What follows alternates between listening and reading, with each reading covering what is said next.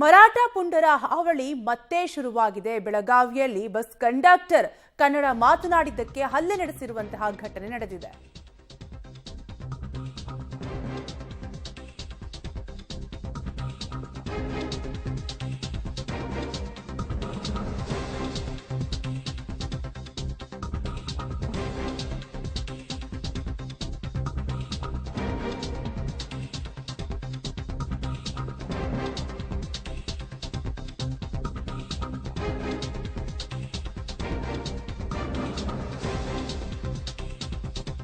ಬೆಳಗಾವಿಯಲ್ಲಿ ಕನ್ನಡ ಮಾತನಾಡಿದ್ದಕ್ಕೆ ಹಲ್ಲೆ ನಡೆಸಿರುವಂತಹ ಘಟನೆ ನಡೆದಿದ್ದು ಚಿತ್ರದುರ್ಗದಲ್ಲಿ ಮಹಾರಾಷ್ಟ್ರ ಬಸ್ ಮತ್ತು ಕಂಡಕ್ಟರ್ಗೆ ಮಸಿ ಬಳಿದು ಆಕ್ರೋಶವನ್ನ ವ್ಯಕ್ತಪಡಿಸಿದ್ದಾರೆ.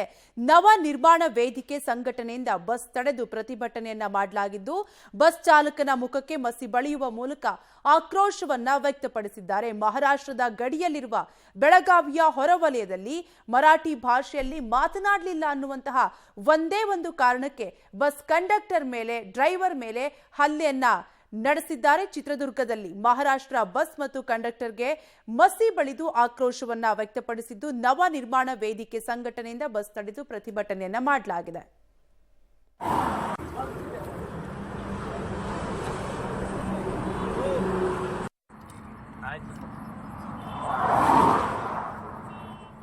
ಡೀಟೇಲ್ಸ್ ಕೊಡ್ತಾರೆ ನಮ್ಮ ಪ್ರತಿನಿಧಿ ಸಿದ್ದರಾಜು. ಭಾಷೆ ವಿಚಾರದಲ್ಲಿ ಹಲ್ಲೆ ಮಾಡಿದ್ದಾರೆ, ನಿಜಕ್ಕೂ ಇದು ಅಕ್ಷಮ್ಯ. ಕನ್ನಡ ಮಾತಾಡದೆ ಮರಾಠಿ ಮಾತಾಡಬೇಕಿತ್ತ ಸಿದ್ದರಾಜು?